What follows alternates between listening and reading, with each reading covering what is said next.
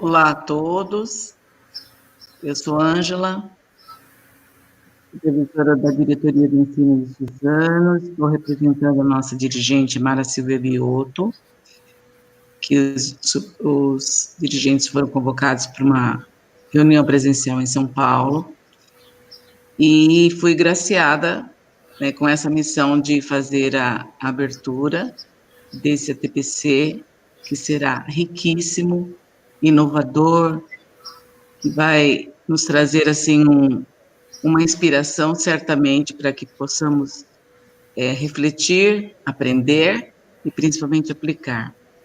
Dou boas-vindas a todos, inclusive às diretorias que estão parceiras hoje de Araraquara, né, com a Sônia e toda a equipe, com os professores de linguagens, assim como da nossa diretoria de Suzano, a todos os professores de inglês, educação física, e todos os demais que estão nos acompanhando e nos prestigiando. Hoje é um dia muito especial, porque é uma ação inovadora, que nós teremos a graça e o presente da professora Gladys nos acompanhar e prestigiar essa ação.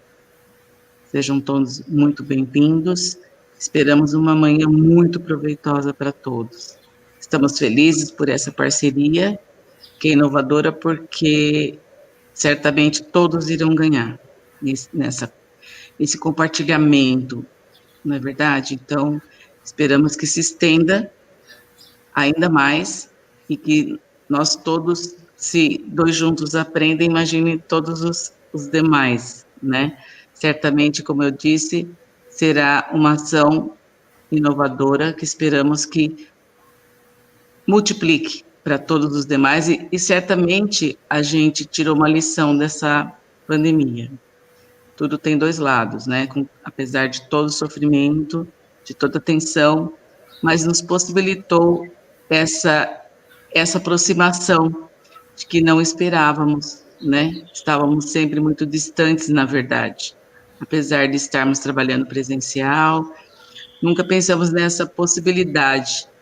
E, e essa questão da nossa comunicação remota está ampliando horizontes no sentido da formação dos nossos educadores. Esperamos, então, que todos tenham bom proveito e saiam satisfeitos com a manhã, com a expectativa que vocês criaram para o dia de hoje. Passo a palavra para a Sônia, é um prazer e até mais. Olá, pessoal. Eu sou a Sônia, diretora do Núcleo Pedagógico da Diretoria de Ensino de Araraquara, e em nome do nosso dirigente Paulo, eu cumprimento todos os presentes. E esse cumprimento hoje é especial, né? Porque hoje é o Dia do Funcionário Público, então eu parabenizo a todos vocês que estão nessa sala conosco hoje, tá? Nossos agradecimentos especiais à professora Gladys, à Ângela, a toda a diretoria de Suzano, que nos permitiu essa parceria e esse momento, como a Ângela falou, de muito aprendizado, né? Então, pessoal, uma boa reunião, muitíssimo obrigado, e também não poderia lhe dizer o quanto as nossas PCNPs têm trazido para nós esse momento, né? Então, Débora, Márcia, muito obrigada.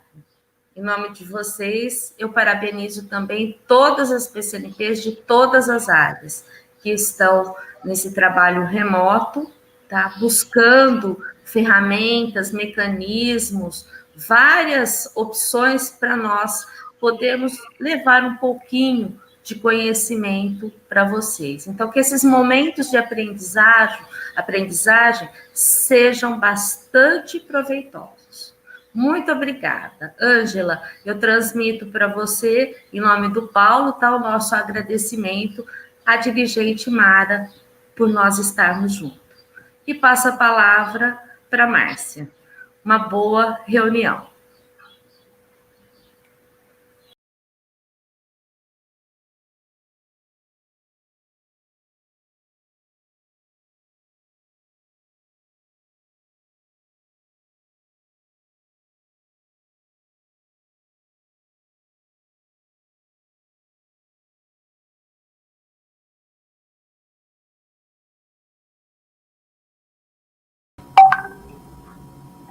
Márcia, abre o microfone. Ai, perdão. Uma excelente ATPC a todos vocês. Com muita satisfação e alegria que nós vamos iniciar hoje mais um movimento de ação formadora, e hoje, em especial, com a Diretoria de Ensino Região Araraquara. Eu gostaria de agradecer imensamente a nossa supervisora de ensino, a Ângela, que representou aí muito bem a nossa dirigente regional de ensino, Mara Silva Biotto, e também gostaria de agradecer, então, pelas lindas palavras aí da diretora do núcleo, a Sônia, que representa, então, o dirigente regional de ensino, Paulo Pereira. Muito obrigada. Então, para quem não conhece, também está aqui conosco Débora, PCNP de LEM. Não conheço os professores aí de Araraquara, mas é com imensa satisfação e alegria que nós estamos hoje nessa ação formativa, não é, Débora?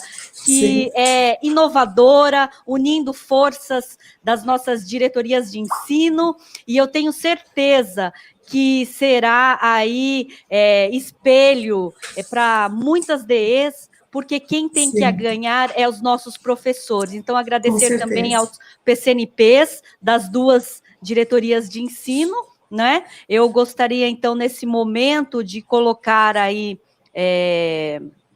um material, né? Passar aí que todos sejam muito bem-vindos. A nossa ATPC hoje tem o título Avaliação e Uso de Ferramentas Tecnológicas, Impactos na Prática Docente. Nós temos uma convidada muito especial que já vai aí entrar, a Débora vai apresentar. Então, próxima tela, por favor, Flávia. Nós temos também, eu gostaria de agradecer a todos os professores da nossa diretoria de educação física também, de língua inglesa, da diretoria de Araraquara, os professores, todos os professores de linguagens, e agradecer a participação das nossas duas intérpretes, a Norma, que está aqui, Sim. né, Norma? Muito obrigada, e a Indaiá, que daqui a pouco vai entrar. Então, objetivos, então, da nossa TPC hoje pode passar, retomar os princípios e conceitos norteadores da avaliação, apresentar algumas ferramentas de avaliação direta e indireta, e promover a reflexão sobre os conceitos e aplicação na sala de aula, e o último objetivo, então, é aprofundar a reflexão a partir da ferramenta Pedagogy Wheels. Então, próxima tela, por favor. Flavinha, então, neste momento, eu passo a palavra, então, para a nossa querida PCNP de Língua Estrangeira Moderna, Débora. É com você, Débora, a palavra é sua. Obrigada, Marcinha. Professores queridos de Suzano e Araraquara, né, equipe de Suzano, muito obrigado, né, pela acolhida, pelo convite, por essa parceria que permitiu que Suzano e Araraquara pudessem participar dessa formação juntos, né, e ter a alegria de poder ouvir a professora Gladys Quevedo Camargo, que é especialista não só da área de língua inglesa, mas também da área de avaliação, e que vai contribuir, compartilhar conosco no dia de hoje. Então, a minha tarefa nessa formação é apresentar a professora Gladys, né? A professora Gladys é uma alegria, realmente, que aceitou gentilmente o nosso convite, né, Marcinha? E permitiu, né, podemos celebrar hoje o Dia do Funcionário Público com essa formação tão importante para nós, né, que estamos não só trabalhando no ensino, né, na educação básica, na educação pública, como nesse momento de pandemia, tendo que se reinventar, encontrar novos caminhos e, com isso, aprendermos e alcançar o nosso aluno, né, olhar para as necessidades deles e ajudá-lo a aprender língua estrangeira, educação física e todas as áreas os conhecimentos da área de linguagem. Então, não mais me prolongando, vamos lá, professora Gladys, seja bem-vinda. E professora Gladys é graduada na área de língua e literatura inglesa, com bacharelado na área de tradução pela PUC. A professora Gladys é de São Paulo, né? Ela é docente e pesquisadora do Departamento de Línguas Estrangeiras e Tradução do Instituto de Letras da Universidade de Brasília, e tem mestrado e doutorado na área de estudos da linguagem pela UEL. Professora Gladys tem vasta experiência, foi coordenadora do programa de pós-graduação em linguística da UNB, também é membro do International Language Testing ILTA e membro fundador e integrante do Comitê Executivo do Latin Association for Language Testing and Assessment, LAUTA. Ela é membro do grupo de pesquisa FELIT, que é de formação e professores em ensino de línguas de crianças, né, que foi o canal que tanto eu quanto Márcia pudemos conhecer o seu trabalho, né, e sonhar com a possibilidade de convidá-la para estar conosco, né, Márcia? As áreas de interesse da professora Gladys são ensino e aprendizagem de línguas, avaliação em sala de aula, avaliação em larga escala, exames nacionais e internacionais, letramento e avaliação em línguas dos diferentes agentes educacionais. Professora Gladys, é uma honra poder ouvi-la. Seja muito bem-vinda à nossa formação e eu passo a palavra. Obrigada. Muito obrigada, Débora. Olá a todos, professores e professoras. Primeiramente, meus parabéns pelo dia de hoje, que, né, nosso trabalho, a gente sabe que é extremamente importante, né, apesar de todas as dificuldades. Então, eu parabenizo a todos vocês, a todos nós, né, que somos funcionários públicos, e estamos aí na luta. E, como disse a professora Débora, estamos aí tentando aprender, buscando um constante aprendizado, buscando nos aprimorar, né? Então, meus parabéns. Queria também dar os parabéns às diretorias de ensino por essa iniciativa maravilhosa de juntar as duas diretorias para trabalhar junto, para aprender junto. Acho que isso foi realmente uma iniciativa fantástica. Então, meus parabéns.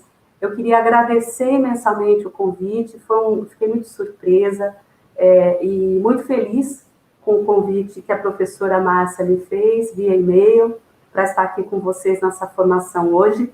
Então, eu agradeço muito, é uma honra para mim estar aqui com vocês todos e todas. Gostaria de, então, agradecer especialmente a professora Márcia, a Débora, a professora Ângela e a professora Sônia pela acolhida. Muito obrigada. Bom, o meu tema é, como a professora Márcia falou, avaliação e uso de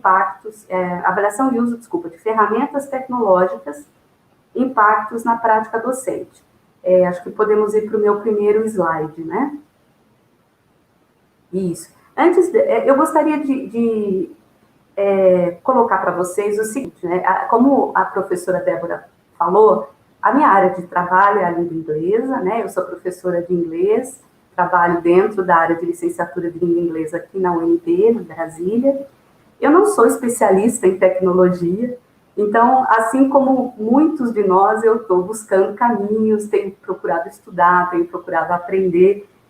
Então, não esperem, assim, soluções mágicas na área de tecnologia, porque eu também tenho procurado aprender assim como todos vocês, né? Mas a minha área é a avaliação, e a avaliação, ela permeia tudo.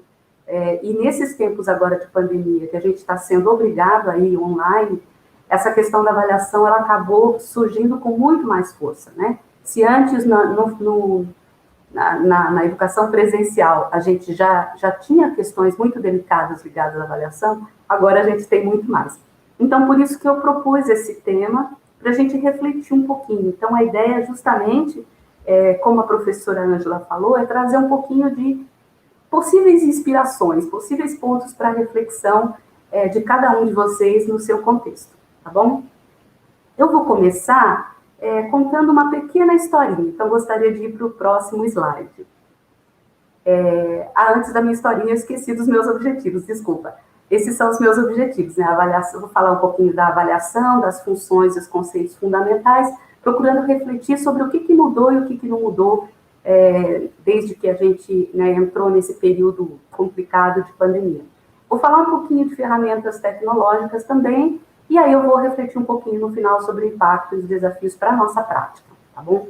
E agora sim, no próximo slide, eu trouxe uma historinha que eu gostaria de contar para vocês. Essa historinha se chama A Rainha e o Espelho. Vamos para o próximo slide. Então, era uma vez uma rainha que vivia em um grande castelo. Ela era muito bela e também muito vaidosa. Vivia buscando formas de ter certeza de que ela, e somente ela, era a mais bela do reino. Embora todos que a rodeavam lhe assegurassem a superioridade da sua beleza, ela duvidava da objetividade das respostas que obtinha, pois sabia que os membros da sua corte a temiam e não diriam nada que a desagradasse ou que desagradasse seus ouvidos e provocasse sua ira impiedosa. Afinal, ela possuía uma varinha mágica que fazia as pessoas bonitas ou feias, alegres ou tristes, vitoriosas ou fracassadas. Vamos para o próximo. Como todas as rainhas, ela também tinha um espelho. Um dia, querendo avaliar sua beleza, ela perguntou: espelho, espelho meu, existe alguém mais bonita do que eu? O espelho olhou bem para ela e respondeu: minha rainha, os tempos estão mudados. Essa não é mais uma resposta assim tão simples. Hoje em dia, para responder a sua pergunta, eu preciso de alguns elementos mais claros e específicos. Atônita, a rainha não sabia o que dizer e perguntou: como assim? Veja bem, respondeu o espelho. Em primeiro lugar, eu preciso saber por que Vossa Majestade fez essa pergunta. Ou seja, o que pretende fazer com a minha resposta? Pretende apenas levantar dados sobre seu ibope no palácio? Pretende examinar o seu nível de beleza, comparando-o com o de outras pessoas? Ou a sua avaliação visa ao desenvolvimento da sua própria beleza, sem nenhum critério externo? É uma avaliação que considera normas ou critérios pré-determinados? De toda forma, é preciso ainda que Vossa Majestade me diga se pretende fazer uma classificação dos resultados. E continuou o espelho: além disso, eu preciso que Vossa Majestade me defina em que bases devo fazer essa avaliação. Devo considerar o peso, a altura, a cor dos olhos, o conjunto? Quem devo consultar para fazer essa análise? Por exemplo, se eu consultar somente os moradores do castelo, vou ter uma resposta. Por outro lado, se usar parâmetros relacionados ao reino todo, terei outra resposta. Entre a turma da cozinha, ou mesmo entre os anões, a Branca de Neve ganha estourado. Mas se perguntar aos seus conselheiros, acho que a minha rainha terá o primeiro lugar. Vamos para o próximo. Depois ainda tem o seguinte, continuou o espelho. Como vou fazer essa avaliação? Devo usar métodos qualitativos ou quantitativos para análise dos dados? Ou ambos? Posso utilizar alguma prova para verificar o grau dessa beleza? Utilizo a observação? Finalmente, concluiu o espelho, será que estarei sendo ético e justo na minha avaliação? São tantos pontos a considerar. A rainha ficou então muito confusa e sem saber o que responder. Essa é a historinha. Agora vamos conversar um pouquinho sobre ela. Vamos para o próximo slide. Como a gente viu, essa historinha ela é muito rica, né? Ela traz vários elementos para a gente pensar. Eu acho que o primeiro que salta aos olhos é a questão da complexidade do ato de avaliar, né? Não é tão simples assim. A gente, como professor, sabe muito bem disso, né? São várias questões a serem levadas em consideração. E muita gente não se atenta para esse fato, né? Há uma série de elementos que você tem que pensar, que você tem que planejar, que você tem que promover para poder fazer uma avaliação adequada e justa, né? Por falar em justa, é justamente esse um dos aspectos que também salta aos olhos, que é a questão da justiça, né? O espelho fala, poxa vida, mas quem que eu vou consultar? Né? Por quê? Porque dependendo da pessoa que eu consultar, eu vou ter uma ou outra resposta, né? Como que eu vou fazer essa avaliação? Em que bases, né? Tudo isso tem a ver com a justiça. Será que eu vou estar sendo justo, pegando este lado ou aquele lado da beleza? Outra questão que salta aos olhos é o poder da avaliação, né? A avaliação, a gente sabe, é um instrumento de poder, né? Se ele não for bem conduzido, se não for trabalhado, a gente pode prejudicar as pessoas, né? Então, o poder da avaliação nessa história aparece justamente quando o espelho menciona que os seus súditos têm medo dela. Então, não falam não falam a verdade, não falam que ela não gostaria de ouvir, justamente por receio de serem punidos.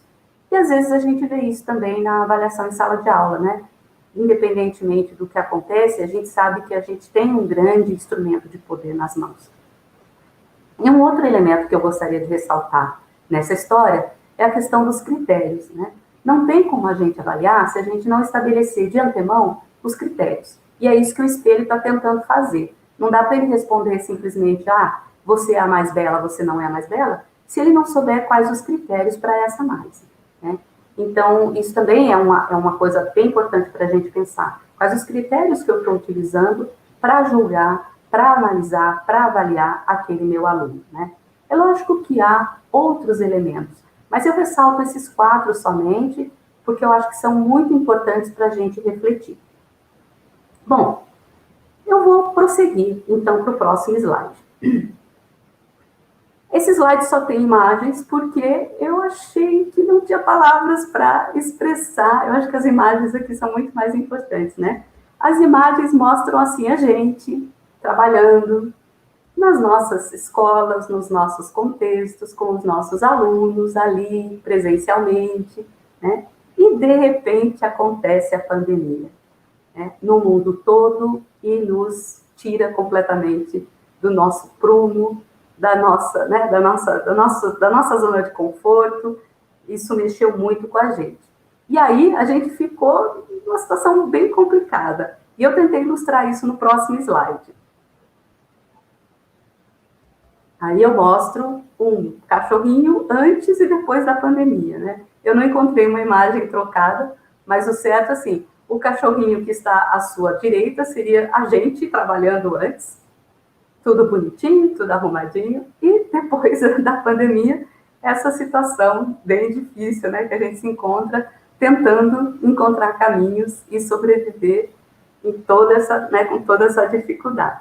Bom, isso apenas para relaxar um pouquinho, né, para a gente ter consciência de que a situação é realmente difícil e delicada e que estamos todos no mesmo barco procurando, né, nos encontrar nessa situação toda, né. Mas o que mudou, né, da nossa vida, do nosso trabalho antes e do nosso trabalho agora? Eu vou falar de 2 aspectos.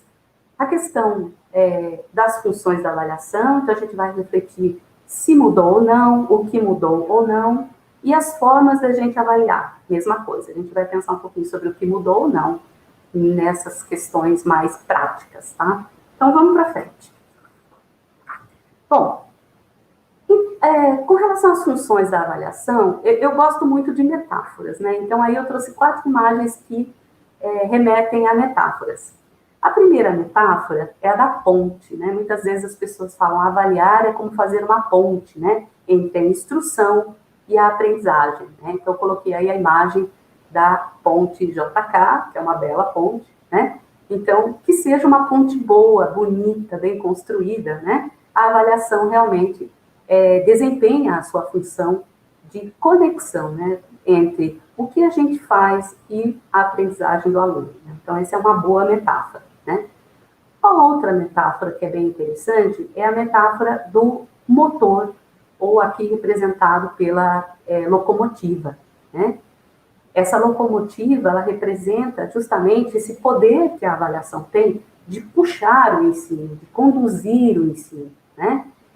Há alguns autores que dizem que a avaliação dirige o ensino, né? E eu realmente acredito nisso. Eu acho que quando nós trabalhamos direitinho com a avaliação, bem planejada, bem orientada, bem fundamentada, ela, de fato, orienta o nosso trabalho, orienta o ensino e orienta a aprendizagem. Então, gosto muito dessa metáfora da locomotiva, né?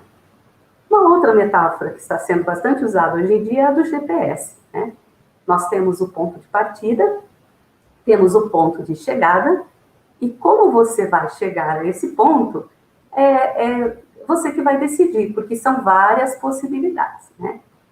Quando a gente, por exemplo, liga o Waze, ele mostra diferentes rotas, diferentes caminhos, né? Então, seria mais ou menos isso.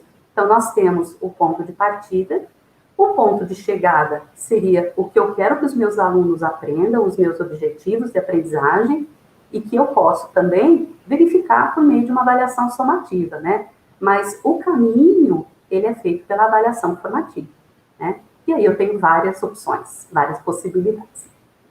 Muito bem. A próxima metáfora é a metáfora da mola, que é muito parecida com a metáfora da locomotiva, né? Como a mola como um instrumento impulsionador da aprendizagem, que vai e volta, justamente contemplando a famosa função do feedback na nossa avaliação formativa. Então, a gente vai, avança, volta, retoma, pega mais força, vai para frente, e assim o processo de avaliação vai retroalimentando o processo de aprendizagem. Dentro dessas 4 metáforas, nós temos aí as funções da avaliação, né? Que são classicamente pela literatura a função diagnóstica, a função formativa e a função somativa. Muito bem. Tendo falado isso, né, que a gente já tem isso claro, vamos partir agora para as formas de avaliar no próximo slide.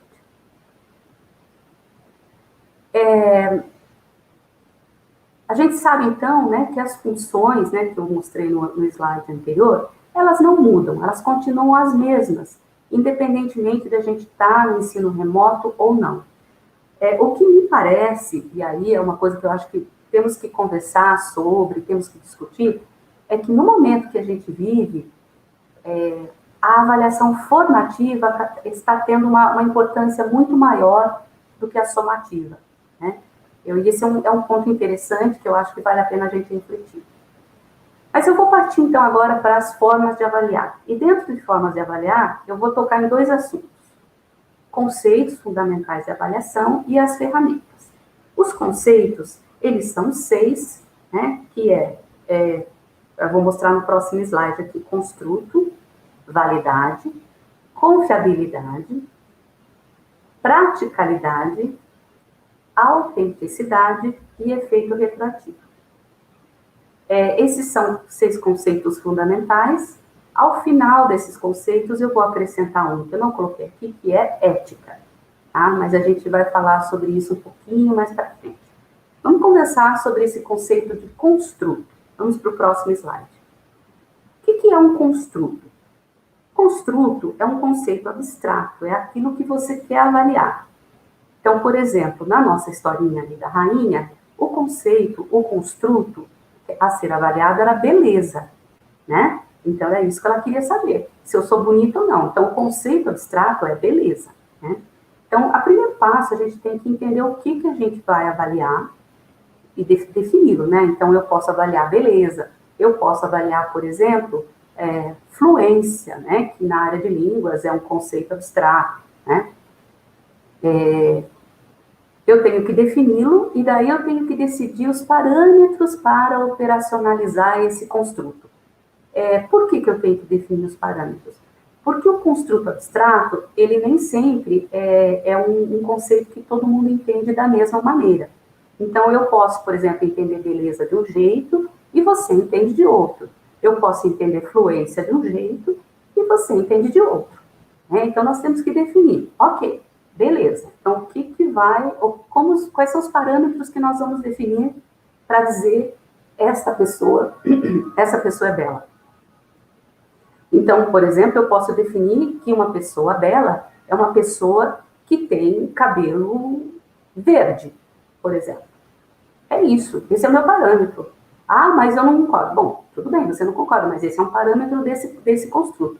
Pessoa bela é uma pessoa que tem cabelo verde. Ah, mas é muito pouco. Tá, então nós vamos definir, então, que a pessoa bela é aquela que tem cabelo verde e comprido. Pronto, eu tenho 2 parâmetros para definir o meu construto beleza, né? E aí eu tenho que decidir como medir esses meus parâmetros. Então, por exemplo, se é um cabelo verde, que eu considero um sinal de pessoa bela, eu tenho que definir o tom de verde. Então, provavelmente eu vou ter que pegar uma paleta de cores, alguma coisa assim. Então, eu vou ter que decidir qual é o tom desse verde, se tem alguma margem, né, do verde claro para o verde escuro. Então, eu tenho que decidir como medir isso daí. No caso do comprimento do cabelo, nós podemos usar uma régua, né, uma fita métrica. Então, eu estou usando essa analogia justamente para a gente entender que não basta eu dizer eu vou avaliar, por exemplo, fluência. Eu tenho que definir o que dentro de fluência eu vou avaliar e como eu vou medir, né? Então, é aí que esse é o passo 1 para a gente trabalhar. Isso não mudou. A gente já fazia isso antes, né? E tem que continuar fazendo agora. E ainda mais, né? Agora que a gente está em ensino remoto e as definições têm que ser muito claras. Muito bom. Vamos passar para o próximo conceito fundamental, que é validade. A validade é quando um instrumento mede aquilo que se propõe a avaliar, né, considerando-se o propósito para o teste, né? Então, eu vou repetir. É quando o instrumento mede aquilo que se propõe a avaliar, considerando-se o propósito do teste. Então, eu vou dar um exemplo. Se você vai tirar sua carteira de motorista, sua CNH, né, não adianta você fazer um teste escrito, certo? Um teste escrito não avalia se você sabe dirigir. Ele pode avaliar se você conhece, por exemplo, as leis, não é? Mas ele não vai me dizer se você sabe dirigir, se você consegue pegar o seu carro e colocar no centro de São Paulo e dirigir, ou no centro de Suzano, ou no centro de Araraquara, ou no centro de Brasília. Brasília não tem centro, mas tudo bem, não tem problema. Então, assim, esse teste não é válido, porque ele não avalia, ele não mede o que ele tem que avaliar, que é o conhecimento de dirigir, né?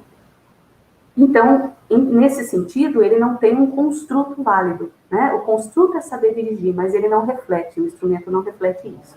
Por isso que eu coloquei aqui numa dessas bolinhas o construto, porque a validade está ligada ao construto. Bom, a validade está ligada também ao alinhamento com o currículo. Então, quando eu planejo uma prova, eu tenho que olhar lá o meu currículo, os meus objetivos de aprendizagem, para que eu possa fazer tudo de forma coerente, né? Porque, senão, as coisas ficam divorciadas. E aí, eu não cumpro os objetivos, as metas que eu tenho que cumprir. E o aluno fica com aquela sensação de que as coisas não batem, né? E por falar no aluno, eu coloquei aí também alinhamento entre o que é ensinado e o que é avaliado. As coisas têm que ser coerentes, né? Currículo, o que eu ensino na sala de aula e o que eu avalio. É muito comum a gente ouvir, às vezes, os alunos falarem, eu estudei X e caiu Y, né? Justamente esse é um problema, é um problema de validade, né? Então, é muito importante que a gente tenha... e aí, quando eu estou falando sobre avaliação, eu estou falando tanto de avaliação formativa quanto somativa, tudo tem que estar alinhado, né? Muito bem. Uma avaliação é válida também quando ela me ajuda a prever desempenho futuro. Então, aquele instrumento que eu planejo, ele tem que me dar uma amostra do que o aluno é capaz de fazer. Voltando aí ao exemplo da carteira de motorista, quando a gente faz uma prova ali prática, aquilo é um exemplo do que a gente pode fazer com o carro, né? É por isso que a gente tem que fazer prova prática. Então, a prova prática ela é extremamente válida, porque dá àquela pessoa que está nos avaliando uma condição de prever sobre o nosso desempenho futuro no trânsito, né? Bom, e por último tem a consistência com outras fontes de informação. O que isso significa? Quando eu faço uma avaliação, eu tenho que analisar também as outras avaliações que eu fiz, as outras coletas de informação que eu fiz do aluno, para que eu veja se há consistência, se há coerência entre o desempenho do aluno naquele momento, naquele instrumento X e nos demais instrumentos, né? Então, como a gente pensa assim, o aluno vai muito bem numa prova somativa, mas ele não vai bem nas formativas, por exemplo. Isso é incoerente, né? Então, o aluno tem que ter um desempenho coerente, né? Que mostre um progresso, mostre um caminhar.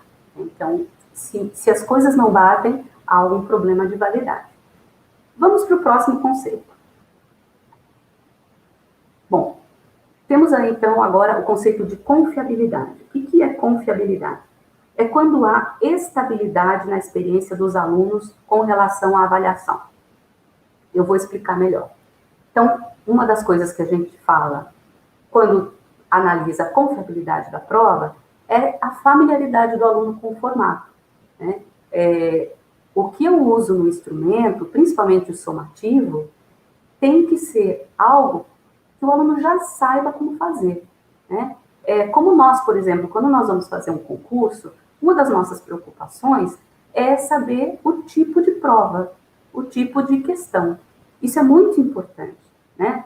Para que você se prepare, para que você saiba o que vai encontrar, né? Então, ajudar o aluno nesse sentido, fazer com que ele tenha familiaridade com o formato da prova, com o formato do item, isso é muito importante. Isso para não pegar o aluno de surpresa, né? Ninguém gosta de ser pego de surpresa, principalmente numa situação de avaliação, né? Então, essa questão tem uma relação direta com essa estabilidade da experiência do aluno dentro da avaliação. Outra questão são as flutuações na correção. O que isso significa? A gente que corrige as provas dos alunos, as atividades, a gente sabe que uma das coisas que nos afeta, por exemplo, é o cansaço. Quando você começa a corrigir, você está bem, está descansada, mas quando você corrige a 30ª tarefa ou a 30ª redação, né, você já não está com a mesma cabeça, né? Isso afeta a correção. Né? É preciso que os critérios que você elaborou estejam muito claros e que você tenha consciência de que há fatores nossos, internos, emocionais, físicos, né, que interferem, né? Então, isso a gente chama de interferência intra-avaliador, eu comigo mesmo, né? Existem também interferências entre avaliadores. Se eu corrijo uma redação e o meu colega de trabalho, ou a minha colega também corrige a mesma redação, e a gente dá notas muito distintas, está havendo um problema aí, né? Tem que haver uma coerência nessa correção. Então, esse tipo de flutuação na correção também tem que ser pensada para que haja confiabilidade nesse instrumento. Outra questão é a questão da administração desse instrumento. Quando nós estávamos com aulas presenciais, e nós pensávamos, por exemplo, na questão do barulho na sala de aula, né? Se você vai, por exemplo, aplicar uma prova e a sala está barulhenta, tem alguém, sei lá, batendo alguma coisa fora da sala de aula, construindo alguma coisa, isso interfere, né? Isso atrapalha o aluno, tira a concentração, e da gente também, quando a gente está dando aula, né? Então, quando a gente vai aplicar uma prova, a gente tem que pensar nisso. Está barulhento? Será que a sala não está muito quente? Então, questões de temperatura, de barulho, de excesso de luminosidade ou pouca luminosidade, todas essas questões, elas afetam a confiabilidade da prova. Se você aplicar, com certeza, você já passou por isso, você faz uma prova num concurso, ou sei lá, em algum outro curso, e você fala, nossa, não, eu não estava bem, a sala estava quente, a carteira estava muito desconfortável. Tudo isso tem relação com a confiabilidade, né? Talvez em uma outra situação mais confortável, você tivesse tido um desempenho melhor, por exemplo, né? E a gente, às vezes, não pensa nisso quando a gente está na nossa sala de aula, né? Bom, e aí, por último, tem a questão da elaboração da avaliação. Isso tem a ver com, por exemplo, instruções que não estão bem claras, né? Às vezes um enunciado que está ambíguo, algo que você acha que está claro na instrução, mas não está, né? O aluno não entende. Falta de exemplos, às vezes, na prova, para que o aluno saiba o que é para fazer. Enfim, e aí tem a ver também com a não familiaridade do aluno, né? Então, quando você elabora um instrumento, você tem que pensar nisso também. Será que estou sendo claro? Será que estou explicando direitinho o que é para fazer, né? Será que eu não estou trazendo alguma coisa nessa prova que o aluno não conhece, eu não tenho obrigação de conhecer? Na área de línguas, por exemplo, nós não podemos colocar no enunciado de uma questão ou de uma tarefa um vocabulário completamente diferente que o aluno nunca viu. Isso contamina a prova, né? Então, todas essas questões estão ligadas à confiabilidade. Vamos para o próximo o próximo conceito, que é praticalidade. A praticalidade é quando a elaboração, a aplicação e a correção estão dentro dos limites de tempo e dos recursos disponíveis. Aí é uma questão muito prática, né? Primeiro, a questão do custo, né? Quando nós estávamos em ensino presencial, isso se relacionava a, por exemplo, tirar xerox, né? Se a gente tinha papel na escola ou não, né? Se a gente tinha toner na máquina, se a gente tinha materiais, por exemplo, para quem trabalha com crianças, se tinha papel para as crianças, se tinha, por exemplo, cartolina, EVA, enfim, todos esses materiais, né, que custam, e nem sempre a escola tem como, né, como fornecer. Então, será que eu tenho aquilo para fazer? Eu posso bolar uma atividade linda, maravilhosa, mas eu não tenho o material. E aí? Né? Também está relacionado ao tempo, né? Nossas aulas são normalmente curtas, aí 50 minutos em geral, às vezes um pouquinho mais isso, mas eu tenho que planejar uma avaliação que se encaixe nesse tempo que eu tenho, né? Então, quando eu planejo alguma coisa, eu tenho que pensar, será que dá tempo do aluno fazer isso aqui? Eu não estou exigindo demais do aluno para ele responder, sei lá, 100 questões em 50 minutos, não é muita coisa, né? Então, a gente tem que pensar bem, né? Quem trabalha, por exemplo, com ensino médio, sabe que esse é um dos raciocínios do Enem. O Enem tem calculadinho, né? Quantos minutos o aluno tem que responder cada questão, senão não dá tempo, né? E, então, a gente tem que pensar nessa questão do tempo, porque às vezes a gente meio que exagera, né? Que abarcar o mundo numa prova, e nem sempre é possível, né? Bom, aí a gente tem também uma questão de administração. Essa administração é diferente da outra que eu falei na confiabilidade. Aqui tem a ver com questões, por exemplo, eu tenho como administrar essa prova dentro da minha sala? Cabe todo mundo? Eu vou precisar de alguém para me ajudar, para monitorar? Eu tenho como, por exemplo, aplicar uma atividade em pares, fazer uma prova oral, por exemplo, de língua com os meus alunos em pares, e o que eu vou fazer com o resto da classe? Eles podem ficar no pátio ou não? Alguém vai ficar olhando os alunos?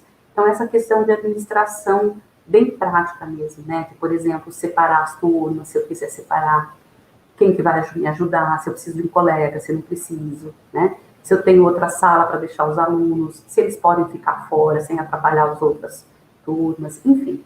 São essas questões práticas de administração. E, por último, a questão da correção, né? A gente sabe que, por exemplo, fazer um instrumento avaliativo com perguntas abertas é muito mais fácil do que fazer com perguntas fechadas. Por outro lado, eu demoro muito mais tempo para corrigir as perguntas abertas do que as perguntas fechadas. Então, eu tenho sempre que equilibrar isso, né? Quando eu planejo uma prova, já contabilizar essa questão de correção, né? A praticidade ou não dessa correção, e para que a correção não seja muito complexa ou muito demorada, eu tenho que estabelecer os critérios e me ater aos critérios, principalmente se eu estiver, por exemplo, trabalhando com questões abertas. Mas a questão do critério aí, ela é fundamental, independentemente do tipo de prova que você faz, do tipo de instrumento avaliativo que você utiliza, né? Então, eu tenho que pensar, como é que eu vou corrigir isso? Né? Vou demorar? Quanto tempo eu vou precisar?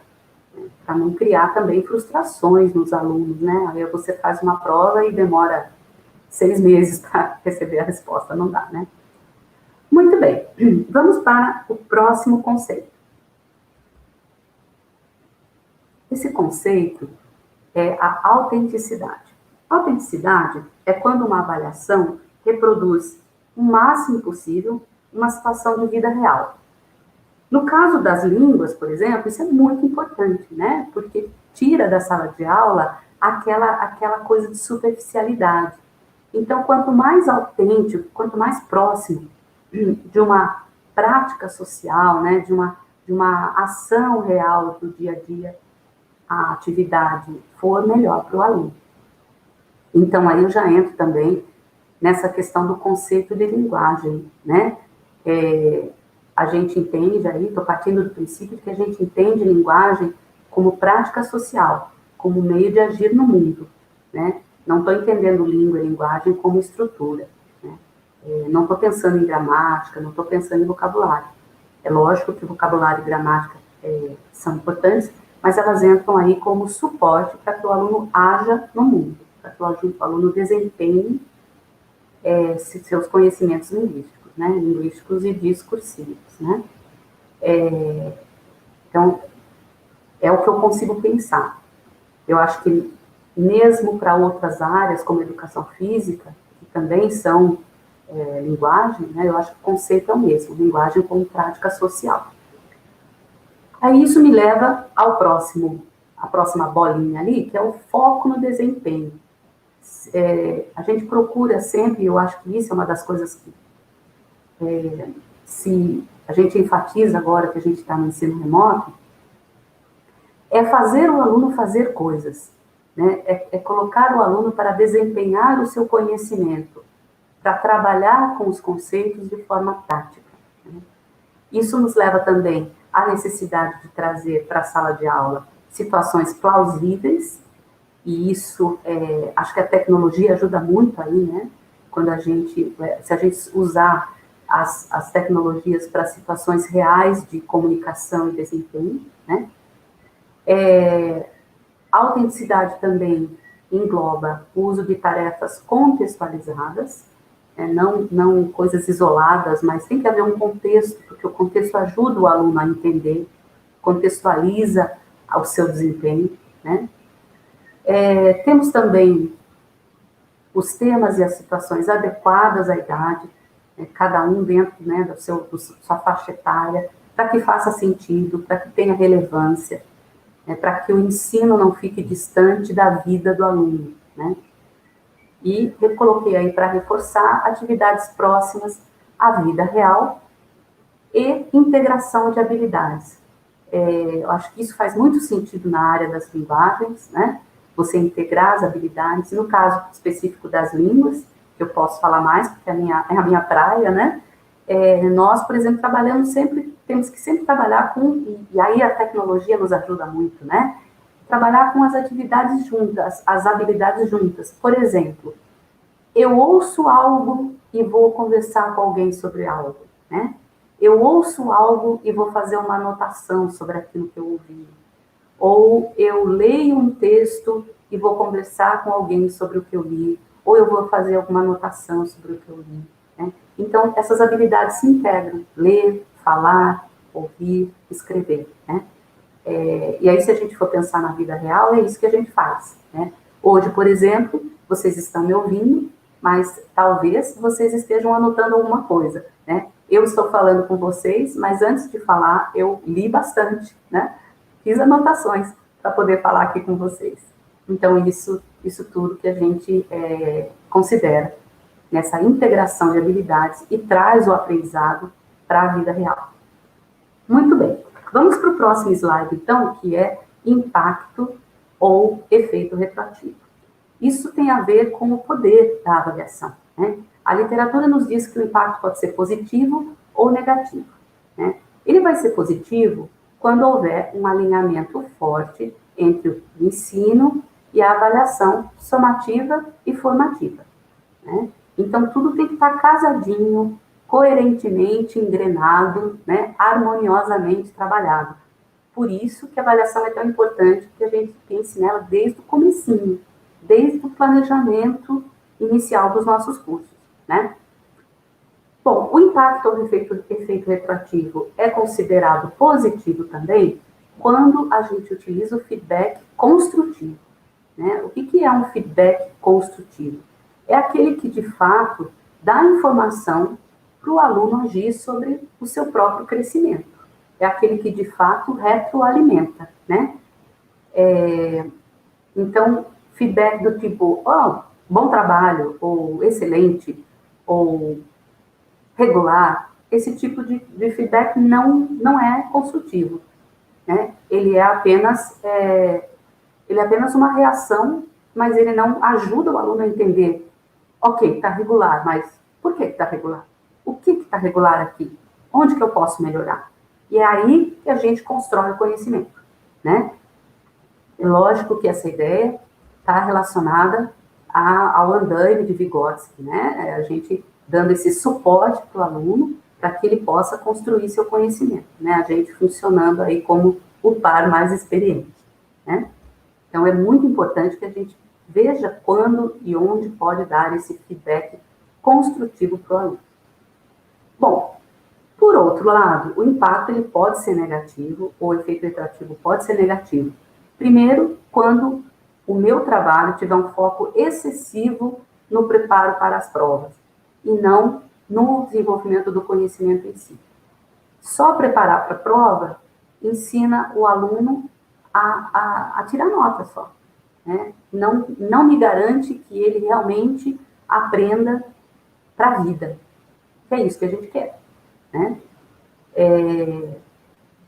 E outro aspecto do impacto negativo é a ausência de critérios ou a ausência de clareza dos critérios, né? Então, de novo, eu volto aí na questão dos critérios. Se eu vou avaliar, eu tenho que saber o quê? Lembram da história do espelho?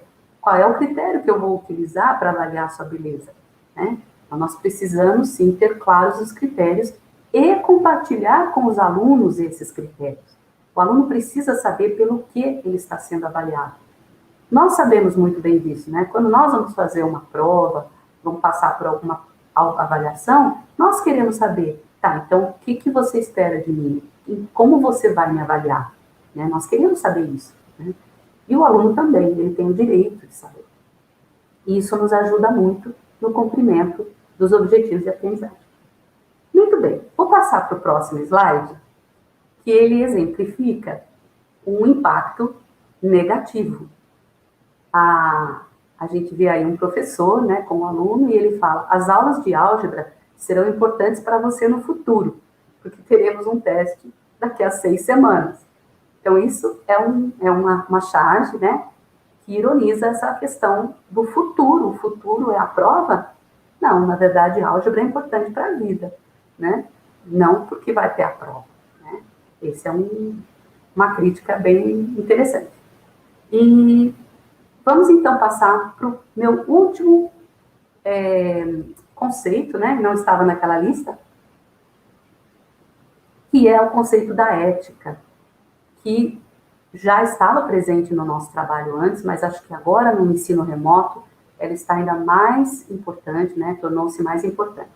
Então, a ética, ela pressupõe o respeito pelos estudantes, principalmente agora, nesse momento difícil que a gente está passando, né? Nós temos aí crianças e jovens que às vezes nem têm direito, condições em casa para estudar, né? Tem problemas na família, ou se não tem problema na família, tem distrações em casa, né? É o cachorrinho, é a irmãzinha que entra, né? Enfim, nós temos que respeitar, assim como nós temos nossos limites também, né? Nos nossos contextos atuais, eles também têm. Então, a gente tem que ter essa empatia, esse respeito pelo aluno e pelas dificuldades que todos nós estamos passando, né? Outra questão importante relacionada à ética é a confidencialidade, né? O aluno, ele tem o direito de ter a sua confidencialidade respeitada. O que eu quero dizer com isso? As suas notas, as suas dificuldades, os seus dilemas, né? Muitas vezes os seus problemas pessoais. Nós temos que saber lidar com essas questões com muita ética, com muito cuidado, né? Para não expor o aluno, para não prejudicá-lo, né? Então, confidencialidade e respeito andam juntos, né? Para que a gente saiba, por exemplo, tratar de questões delicadas com relação ao aluno, sempre com muita discrição, né? Para que as informações sobre a vida pessoal, sobre o seu desempenho, cheguem somente àqueles que, né, realmente precisam saber, né? Então, isso é muito importante. Outra questão é a não tendenciosidade. O que eu quero dizer com isso? Às vezes, sem querer, sem perceber, a gente elabora instrumentos ou escolhe textos que são tendenciosos. Então, nós temos que nos policiar para que a gente não traga para a sala de aula textos ou atividades que, por exemplo, tem um teor racista, sexista, né? Ou qualquer outro tipo de preconceito, né? Então, quando você escolhe um texto, quando você escolhe sei lá, um vídeo, uma charge, alguma atividade para você fazer com seus alunos, procure analisar se está dentro dessas questões éticas, se ele não está sendo tendencioso, né? Se ele não está trazendo, às vezes, um constrangimento por alguma questão dessas que eu mencionei.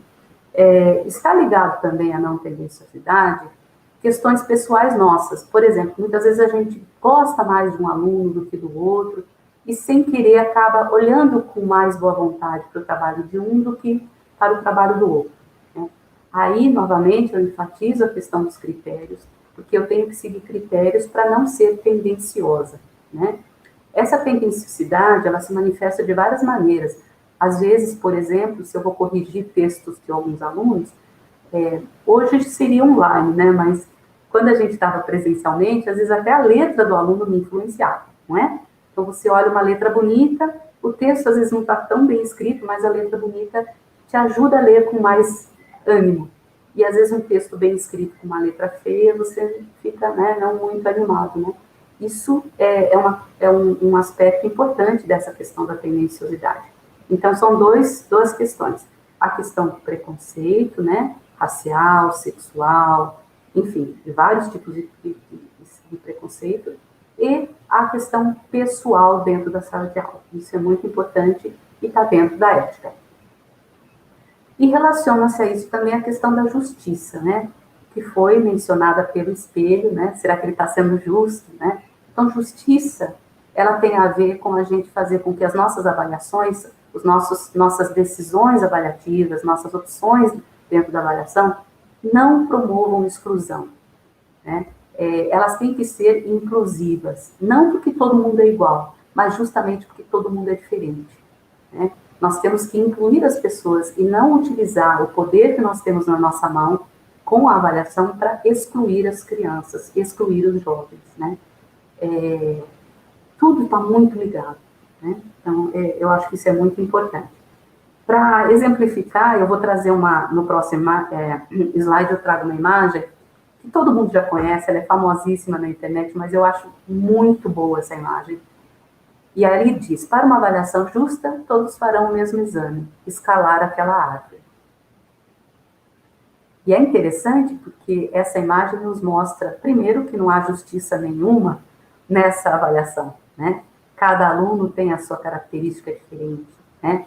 Alguns têm, por natureza, muita vantagem em relação aos outros, né?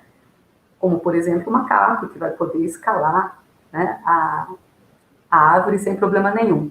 Mas aí, a gente tem também questões relativas a critério, né? Vejam, por exemplo, a gente tem um passarinho ali no canto, né? O passarinho vai conseguir subir na árvore, mas ele não vai escalar. Então, será que ele vai ser reprovado? Porque ele chegou lá em cima sem escalar? Ou o professor vai considerar que escalar não é essencial, mas o importante é chegar lá em cima no topo da árvore? Percebem que há várias questões, né? Outros alunos já estão 100% excluídos dessa avaliação, como, por exemplo, o peixe ou a foca, né? Completa, ou o pinguim, né?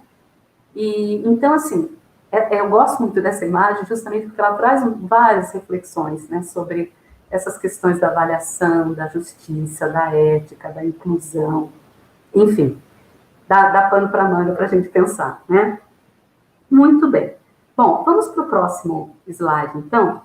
Nesse próximo slide, eu vou tentar colocar para vocês como é que a gente coloca em prática esses conceitos todos, né? Então, tem algumas perguntas que a gente pode se fazer quando a gente está elaborando uma avaliação, independentemente da área que a gente é. Então, você pode se perguntar, o instrumento é prático? Isso que eu elaborei é prático? Ele envolve algum custo? Eu vou ter que comprar alguma coisa? A escola vai ter que comprar alguma coisa? Meu aluno vai ter que comprar alguma coisa? Né? Os alunos têm acesso a tudo que precisam?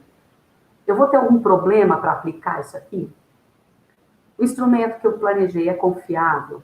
Houve algum tipo de contaminação? O instrumento, ele apresenta validade? Ele mede o que eu preciso medir? Ele fornece as informações que eu preciso com relação aos alunos? O instrumento apresenta tarefas o mais autênticas possível?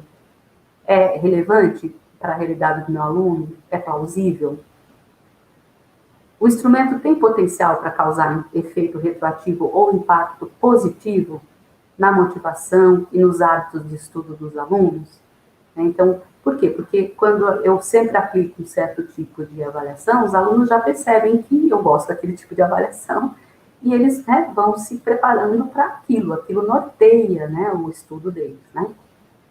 E, por último, o instrumento é justo? Há algum aspecto tendencioso? Há alguma característica que remeta, por exemplo, a racismo ou sexismo? Né? Eu estou sendo tendenciosa aí ou não? Então, são só algumas perguntas que nos ajudam a fazer como se fosse um checklist, né? Para ver se a nossa avaliação está bem robusta, está bem elaborada. Muito bem.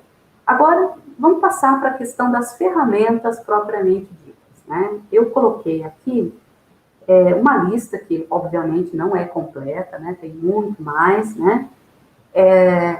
Essas ferramentas, elas podem ser utilizadas tanto na avaliação formativa, quanto na somativa, quanto na diagnóstica, né? Não tem problema nenhum.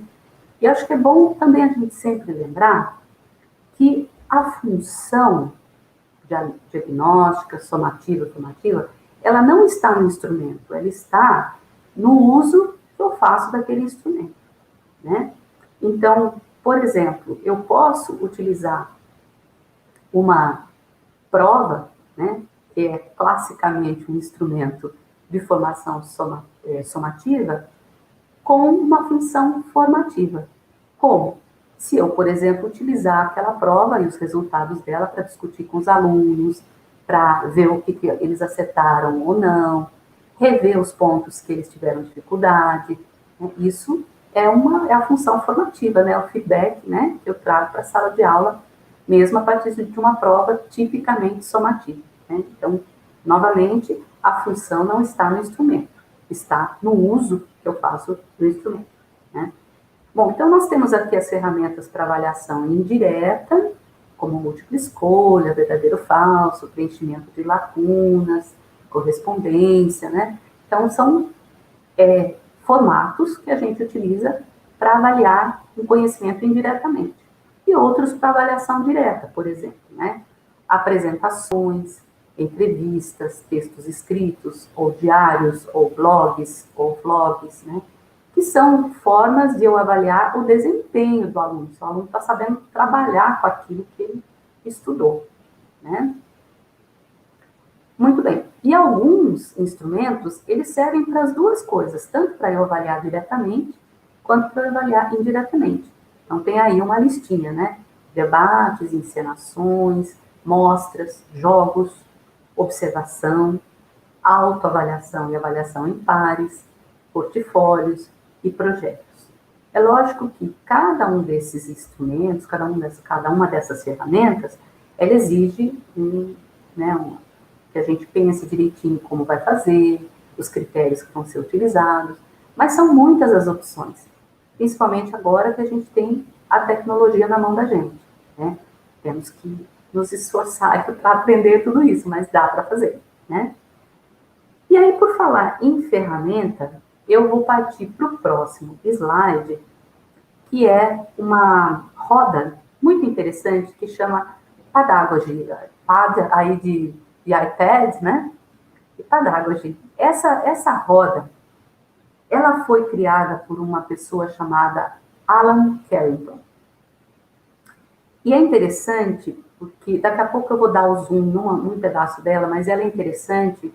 Eu sugiro que quem puder acessar depois o site, dar uma olhadinha, porque ela traz no centro, no círculo menor dentro, né, os verbos da taxonomia de Bloombergizada, né, e aí nos círculos que vão se expandindo, eles trazem os verbos de ação, as possíveis atividades a serem feitas a partir desses verbos de ação e aplicativos que podem ser usados para realizar essas atividades.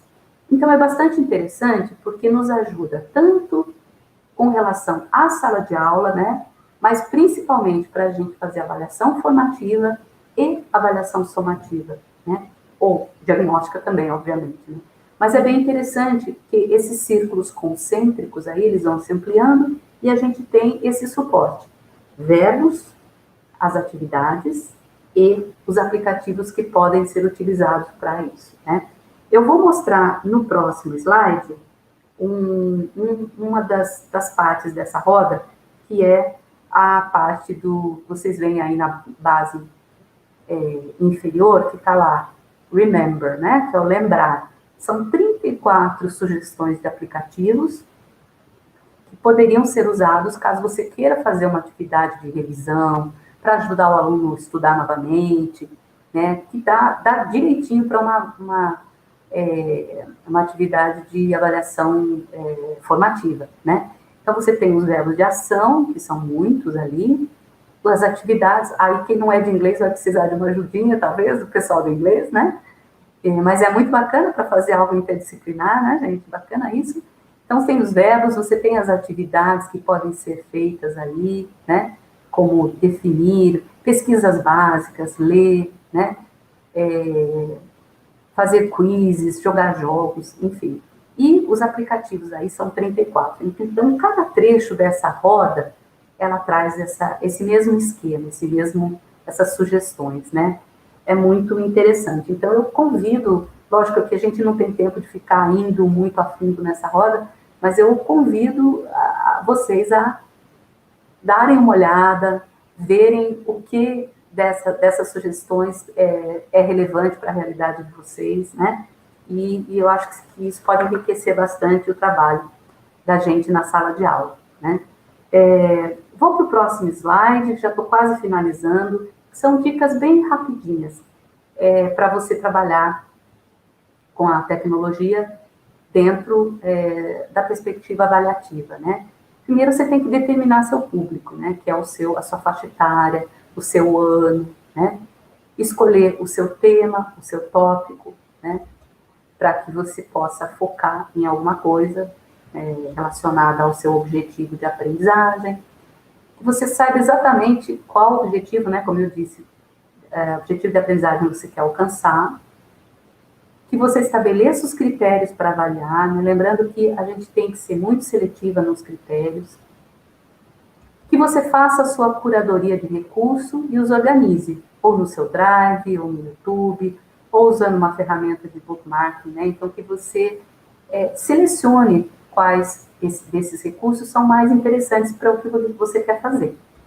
E aí cria o que as pessoas estão chamando de HyperDoc, né? Que é uma espécie de grande repositório ou arquivo, né? Você vai desenhando a sequência de experiência de aprendizagem que você deseja facilitar, adicionando imagens, links, instruções, etc. Lembre-se que você pode adicionar links para outros docs também, né? Então, nesse sentido, a gente pode, já com esse HyperDoc, planejar tanto a avaliação diagnóstica, tanto a somativa, quanto a formativa, né? Então, as 3 funções aí com instrumentos variados. São apenas algumas dicas. Como eu falei para vocês, eu não sou especialista em tecnologia e também estou aprendendo. Bom, para finalizar, ou quase finalizar, eu vou para o próximo slide, que eu vou falar rapidinho desses impactos e desafios. Bom, como eu mostrei para vocês, eu não acho que as coisas mudaram radicalmente. Eu acho que as funções da avaliação continuam as mesmas. Acho que temos uma intensificação da importância da avaliação formativa no contexto de pandemia, né, no ensino remoto, ou híbrido, para quem está trabalhando no híbrido. Acho que os conceitos fundamentais continuam os mesmos e que a grande mudança se concentra nas ferramentas que a gente usa agora para desenvolver o nosso trabalho, né? Isso exige bastante da gente, né? Eu acho, assim, o impacto, né, e o desafio que a gente tem pela frente envolve o seguinte. Primeiro, ressignificar o papel da avaliação no nosso contexto de trabalho, né? Somos obrigados a sair daquele esquema de provinha, que já é mais difícil fazer no meio remoto, né? Temos que ter outras estratégias, né? repensar a nossa prática para atender a demanda avaliativa do nosso contexto de trabalho, né? Da faixa etária com que a gente trabalha, né? E dos nossos objetivos. E, por último, o grande desafio que é aprimorar os nossos conhecimentos sobre a avaliação. Embora todos nós tenhamos tido formação na área da avaliação, avaliar é um grande desafio, é uma área complexa, é uma área técnica, e nós precisamos sempre estudar. Ninguém nasce sabendo avaliar direitinho, né? A gente precisa estudar para que a gente vá se aprimorando aos poucos. E é isso que a gente está fazendo aqui, né? Que a gente não seja nem como um espelho, né, com perguntas mil, sem respostas, né?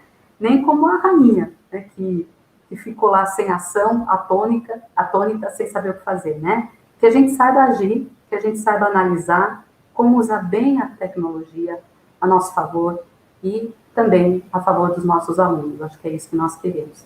Eu encerro, então, agora com o próximo slide, agradecendo novamente essa grande oportunidade de conversar com vocês. Uma honra para mim, espero que essa minha fala tenha inspirado, ou pelo menos, né, como disse a professora Ângela no começo, tenha trazido alguma inspiração.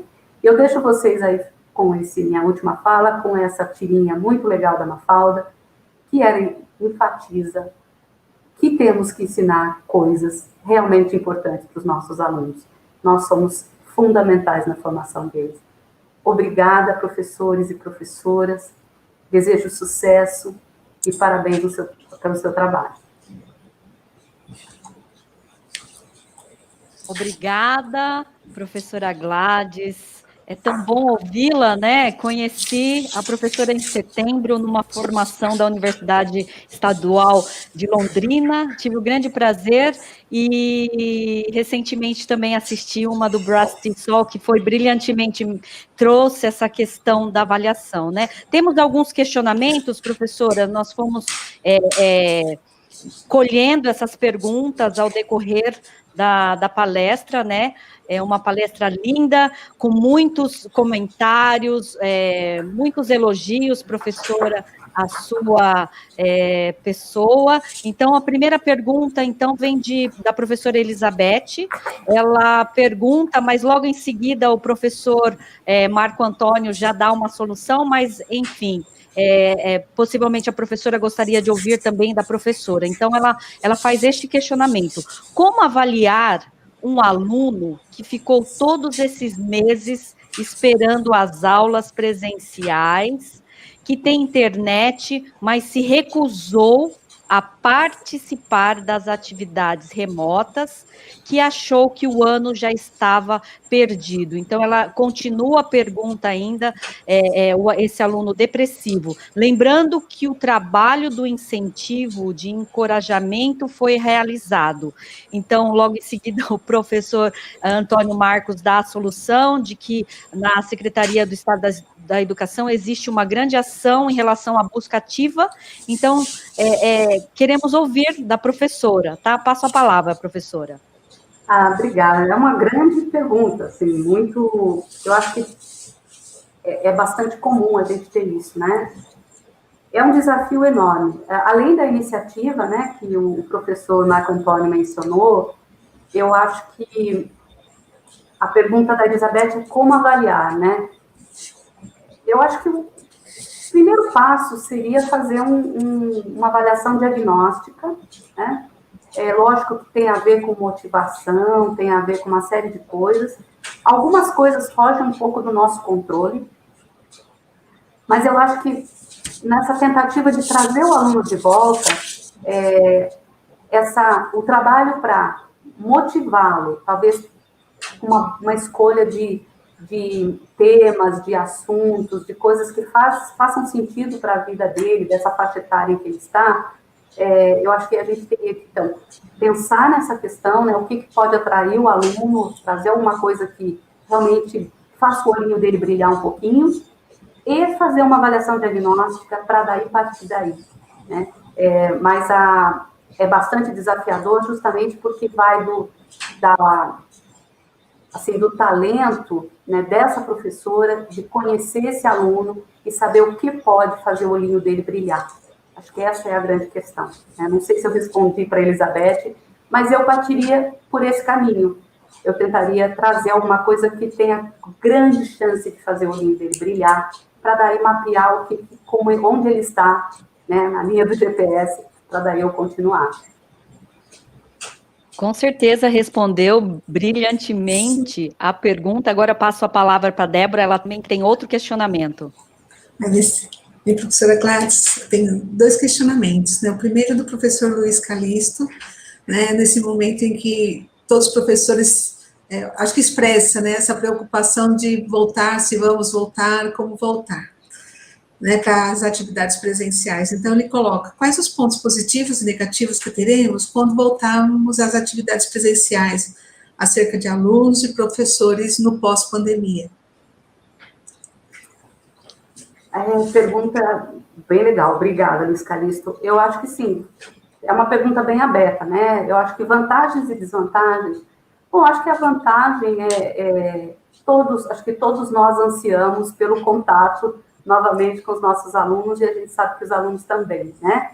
Eu acho que o calor humano, por mais que a gente se esforce, né, por manter esse contato pelo ensino remoto, o calor humano da gente é insubstituível, né, eu acho. Então, essa seria a nossa grande vantagem, né? Eu acredito, não sei, eu posso estar errado, mas eu acredito que vai haver um sentimento do aluno de maior valorização dessa presença na sala de aula, né? Justamente por ele ter passado muito tempo longe de nós, na sala de aula, né? Então, eu acredito, tudo bem, vocês podem dizer que eu sou muito otimista, eu sou meio poliana, mas eu sou mesmo, eu sou uma pessoa otimista, eu acredito, eu gosto desse contato com os alunos, e eu acho que eles vão saber valorizar isso, né? O negativo é difícil, né? Talvez o negativo seja que surja alguma frustração por a gente, talvez, ter bastante dificuldade com a heterogeneidade que vai ser intensificada na nossa sala de aula, né? Justamente por essas diferenças de acesso dos alunos, uns conseguiram estudar mais, outros menos, né? Eu acho que, não que eu acredite que a sala de aula seja homogênea, eu acho que isso é uma utopia. Eu acho que a heterogeneidade faz parte do nosso trabalho, mas existe um limite para a heterogeneidade, né? Então, eu acho que esse seria um ponto negativo. Talvez a gente tenha que lidar mais com uma banda maior de heterogeneidade, sabe, Luiz Calisto? Eu acho que isso vai ser uma desvantagem para nós, que nós vamos ter que lidar com muito cuidado. Mas a vantagem, acho que vai se sobrepor a essas vantagens. De novo, estou sendo otimista. Sim, com o teu coração esperançoso, né? Meu coração é esperançoso. Bem, posso apresentar a pergunta da professora Bruna, Márcia? Sim. Então, a professora Bruna Furini, ela traz o seguinte questionamento: avaliações costumam causar muita ansiedade nos alunos e a alguns professores também. Como fazer com que uma avaliação não cause tanta ansiedade e, dessa forma, comprometa o seu resultado, né, que seja um resultado fidedigno? Ótima pergunta, você tem toda a razão, Bruna. Esse é um dos estigmas da avaliação, né, e que a gente luta ferozmente para que isso seja derrubado, desmistificado, né? Como fazer? Bom, existem algumas estratégias. Uma delas é que a avaliação não seja desconhecida, que o aluno saiba o que ele vai encontrar no dia da prova, se for o caso de uma prova, né? Que ele saiba a cara que a avaliação vai ter, porque não tem, como mencionei, não tem coisa pior do que você ser pego de surpresa, né? Isso é um aspecto. Um outro aspecto que a literatura traz como avaliação, o tema é a avaliação como aprendizagem, é você envolver o aluno na elaboração da própria avaliação, né? Como é que a gente faz isso? Você pode, por exemplo, e já tem experiências bem-sucedidas nesse sentido, você pode, por exemplo, convidar a sua turma, em duplinhas, a cada um fazer uma questão relacionada a um certo tema que você trabalhou. Cada um elabora uma questão. E você monta um banco de questão, com itens, com questões, e essas questões podem ser discutidas com a classe, as perguntas podem ser respondidas com a classe, todo mundo discutindo, respondendo. Olha o impacto positivo que isso tem no estudo do aluno, porque ele vai estudar para poder elaborar, né? E aí você tendo um banco de questões já devidamente discutidas e orientadas e corrigidas por você, você pode depois falar, então tá, pessoal, no dia da prova eu vou selecionar 6 perguntas desse bloco. Pronto. Está todo mundo feliz, porque eles já vão... Ah, mas eles já vão saber a resposta. Claro que vão. E não é isso que você quer? Né? Então, isso que a gente conhece como avaliação como aprendizagem. Eles aprendem fazendo a avaliação, e isso, o impacto no estudo é grande, é positivo, porque eles vão ter que ler tudo, né? Revisar, conversar, discutir, para propor. E vão para a sala de aula já sabendo. Isso reduz o impacto, né, emocional dessa coisa de prova, e faz com que você também tenha um trabalho um pouquinho menor, né, porque vai ter toda a colaboração da turma. Então, isso é uma coisa bacana para se fazer. Se você conseguir testar isso, depois relata para a gente, porque eu acho que é uma experiência muito bacana. Professora, nós temos aqui como, só para que possa informar, nós temos um grupo no Google Sala de Aula, e eu sempre, antes das ATPCs, eu faço algumas provocações, né, no sentido de prepará-los para essa formação de hoje, né? Então, um dos questionamentos é qual a importância da avaliação nesse momento tão difícil que nós estamos vivendo, né, da pandemia. E houve um comentário da professora Márcia Cristina no grupo, e eu gostaria de poder ler, né, que eu achei bastante pertinente. Ela coloca que, diante desse cenário atípico, a avaliação é de suma importância para que os estudantes não se sintam prejudicados, né, sendo oferecidos a eles as diferentes possibilidades para verificar a habilidade fragilizada ou contemplada para sanar no ano posterior, né? Pensando nessa dinâmica da Secretaria da Educação em relação à recuperação, eu acho que é de suma importância. E todos os professores e os outros comentários, professora Gladys, traz exatamente isso. O quão importante é este tema neste momento em que estamos vivendo, já quase terminando o ano, né, deste ano, que foi realmente um ano atípico, mas que estamos rumo ao novo normal, né, professora? Então, eu gostaria que a senhora colocasse algumas palavras que eu acho que é importante para a professora Márcia. Então, eu concordo plenamente, ela colocou muito bem.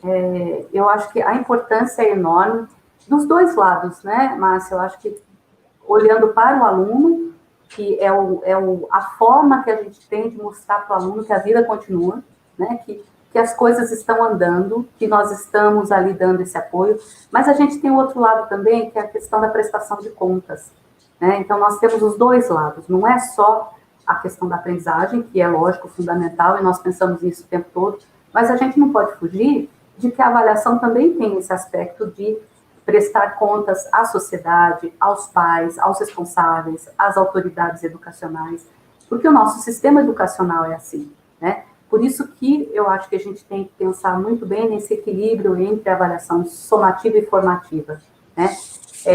Talvez, quando a gente estava em ensino presencial, a somativa era mais importante, também porque ela era relativamente mais fácil de ser aplicada. Hoje já é mais complicada.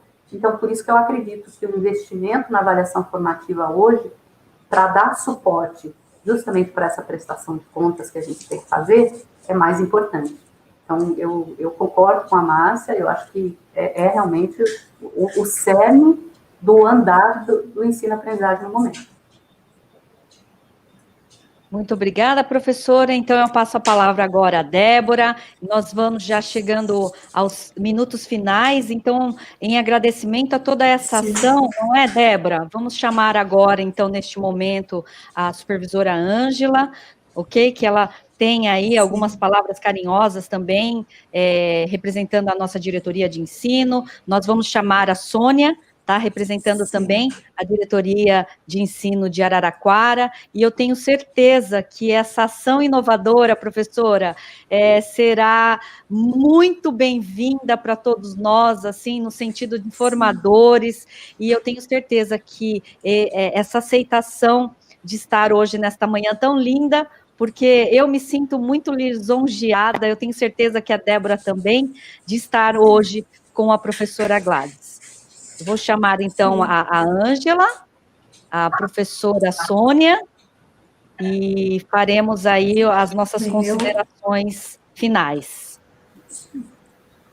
Bem, agradeço imensamente a Márcia pela parceria e principalmente a professora Gladys por ter aceitado gentilmente o nosso convite. Foi realmente uma manhã muito enriquecedora, né? Aprofundou essa semana, é uma semana que a rede está estudando sobre avaliação, e realmente as suas palavras, professora, nos ajudou a aprofundar essa reflexão, a compreender melhor todo esse trabalho nesse percurso da aprendizagem, e esperamos, né, eu e Márcia guardamos a esperança no coração de podermos nos encontrar em outros momentos. Professora Gladys, muito obrigado, diretoria de Suzano, né, supervisora Ângela, né, representando sua dirigente, muito obrigado por ter nos acolhido, né, também de esse momento único de Araraquara e Suzano estarmos participando juntos de uma formação. Muito obrigada, professora Gladys, Ângela, Sônia, querida, por todo o apoio que você dá às nossas ações de formação, também ao nosso dirigente Paulo, Márcia e Ingrid e Norma, por estar conosco, né, e por enriquecer nossa formação, tendo interpretação de Libras, né, e alcançando a todos, tentando alcançar a todos nessa diversidade maravilhosa, né, que somos nós, né, diferentes, mas juntos, apaixonados pela educação. Obrigada a todos. Posso falar? Bom, eu acho que está comigo? Pode ser, Ângela. Pode ser ou a senhora quer inverter agora? Tanto faz. Quer que eu fale, então? Então, vamos lá. Pode você. Hoje nós vamos inverter, porque da próxima vez a gente faz a dobradinha de novo, né? E aí, com certeza, com a presença dos nossos dirigentes, a Mara e o Paulo. Pessoal, foi muito bom mesmo. Eu agradeço imensamente a Gladys, a todos que participaram, a Indaiá, a Norma, a Flávia, que está aí nos bastidores, né? Sim. Fazendo a troca aí das janelinhas. Muito obrigada mesmo. Ângela, tá? Márcia, Débora, imensamente agradecida por esse momento, né? Foi um momento muito prazeroso de formação, no qual a gente percebeu, né, o reforçar dos conceitos sobre avaliação como orientadora desse processo de aprendizagem, e a professora Gladys, ela traz vários critérios de avaliação que realmente precisam ser repensados para que os resultados sejam melhores para todos, tá? Ouvimos muito sobre os desafios, os nossos professores colocaram aí no chat que o processo avaliativo é um desafio, mas estamos persistentes e continuaremos nessa luta. Hoje, a partir de hoje, teremos 50 dias, né, para o término do ano de 2021, então continuem perseverando. Muita força, muita luz para todos. Abraço e muitíssimo obrigado pela parceria. Passo a palavra. Então, agora eu encerro. Primeiro, enfatizando agora a presença e a participação brilhante da professora Gladys, não poderia deixar de ser. E gostaria de trazer só alguns pontos importantes do que foi colocado, por exemplo, como as metáforas usadas, todas são muito pertinentes, mas achei também mais destacado o GPS. O GPS é no sentido de que, primeiro, precisamos determinar aonde queremos chegar. Agora, isso, de repente, no sistema de ensino, isso já vem pré-determinado, vamos dizer, nas avaliações externas, por exemplo, né? Mas o rico está no como. e os instrumentos que eu vou usar, as ferramentas que eu vou usar para chegar. Então, se eu quero chegar mais rápido, se eu quero chegar mais de forma mais confortável, se eu quero ter segurança, se eu quero... Então, é um dos primeiros que eu destaco, assim, gostei bastante dessa elucidação da metáfora do GPS. A ponte e tudo mais também, mas o GPS achei interessantíssimo, porque se não tomarmos cuidado, apesar de ter determinado lá inicialmente o caminho onde queremos, o caminho não, mas aonde queremos chegar, esse caminho pode ser tão tortuoso que nos perdemos no meio do caminho. E é o que eu percebo, assim, na prática, né, que a gente tem em relação à avaliação e passamos historicamente pelos, digamos assim, não só conceitos, mas pelas práticas avaliativas, né?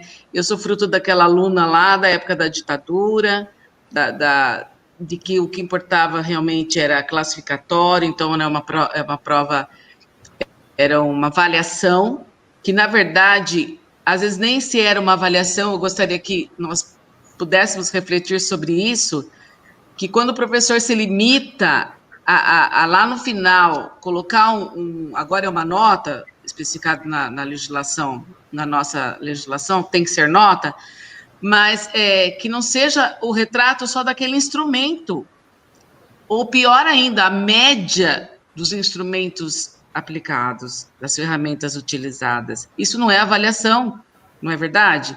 Eu gosto de fazer metáfora com o médico, né?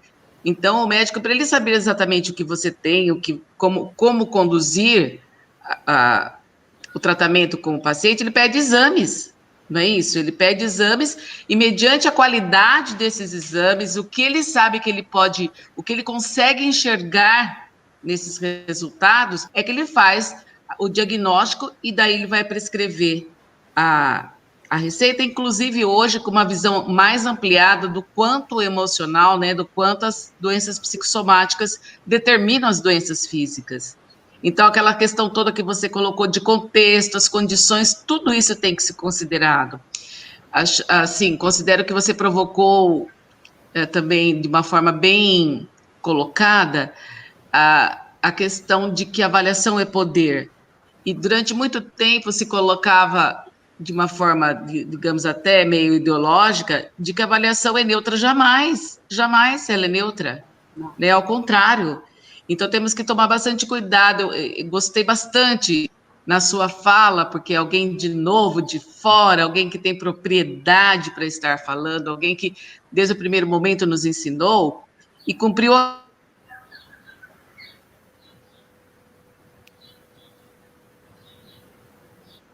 Acho que nós tivemos problemas em relação à Ângela, mas desde então nós agradecemos, os professores já estão se direcionando a outra TPC. Ângela, os professores já estão se direcionando a outra TPC, então nós agradecemos muito a gentileza de todos vocês, e até breve. E eu gostaria de terminar com esta mensagem vindo dessa pessoa muito que nos acompanha, a Leila, a PCNP de Educação Especial da DEA de Suzano. Ela termina: estou muito feliz por poder presenciar esta iniciativa da parceria entre as duas diretorias. Então, parabéns a nós, Débora também, e que seja entre essa aqui a primeira de muitas, ok? Então, um grande dia a todos, uma grande semana a todos nós, e estaremos juntos aí em outra oportunidade. Tchau, queridos, até mais. Tchau, obrigada por tudo. Para todos também.